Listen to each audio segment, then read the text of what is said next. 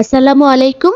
আজকে আমার খুব পছন্দের একটি রেসিপি নিয়ে আপনাদের সামনে হাজির হয়ে গেলাম। কচুর মুখী দিয়ে ইলিশ মাছ রান্না করেছিলাম, তো সেই রেসিপিটাই আজকে আপনাদের সাথে শেয়ার করছি। আশা করছি পুরো ভিডিওটি দেখবেন। প্রথমে আমি মাছ ভেজে নিচ্ছি। এখানে 3 টুকরো ইলিশ মাছ নিয়েছি। আচ্ছা, এখানে কিন্তু আপনার ইলিশ মাছের পরিবর্তে চিংড়ি মাছ দিয়েও করতে পারেন। মাছগুলোকে আগে একটু ভেজে নেবেন।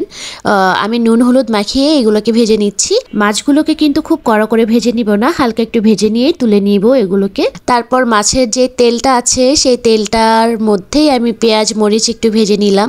আর এখানে খুব বড় বড় করে কাটা 2টা মিডিয়াম সাইজের টমেটো আমি দিয়ে দিলাম। টমেটো দিলে কিন্তু এই রান্নাটা খেতে কিন্তু খুবই ভালো লাগবে। তো লবণ দিয়ে দিয়েছি, হলুদ দিয়ে দিয়েছি, আর পরিমাণ মতো মরিচও দিয়ে দিয়েছি। এই মরিচের গুঁড়োটা আমি একটু বেশি দিয়েছি কারণ আমি ঝালটা পছন্দ করি, আর কালারটাও কিন্তু খুবই ভালো আসবে। তো এই টমেটোটা যখন গলে যাবে, মশলাটা একটু কষানো হয়ে যাবে, তখন আমি আগে থেকে একটু ভাপিয়ে নেওয়া কচুরমুখী দিয়ে দিলাম।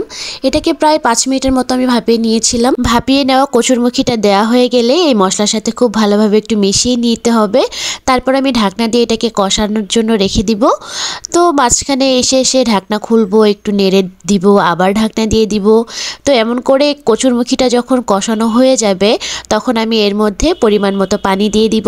আমি ঠিক যতটুকু ঝোল রাখবো তাই বুঝে আমি পানিটা দিয়ে দিয়েছি। আপনারা চাইলে কম দিতে পারেন, একটু বেশিও দিতে পারেন।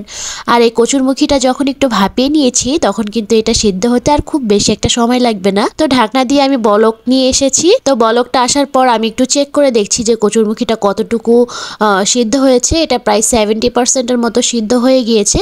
তো এই পর্যায়ে আমি আগে থেকে ভেজে রাখা যে মাছগুলো আছে সেগুলো এর মধ্যে দিয়ে দিব। আর ইলিশ মাছ তো আগে থেকে সিদ্ধ হয়ে গিয়েছে ভাজার সময়। আর ইলিশ মাছ খুবই নরম মাছ, এটাকে একটু পরেই দিতে হবে। মাছটা দেওয়ার পর যখন আমি আরও কিছুক্ষণ ফুটিয়ে নিয়েছি, ফুটিয়ে নেওয়ার পর আমি নামানোর আগে ঠিক ধনিয়া পাতা কুচি দিয়ে দিয়েছি। ধনিয়া পাতা কুচি দিয়ে এটাকে চুলার উপরে আরও 10 মিনিট রেখে দিব। চুলার আঁচটা কিন্তু বন্ধ করে দিয়েছি। তো আমার রান্নাটা কিন্তু প্রায় হয়ে গিয়েছে। তো এখন আমি এই যে আপনাদেরকে ফাইনাল লুকটা দেখিয়ে দিচ্ছি। দেখুন আমার এই তরকারির কালারটা কতটা সুন্দর এসেছে, আর এটা খেতেও মাশাআল্লাহ অনেক মজার হয়েছিল।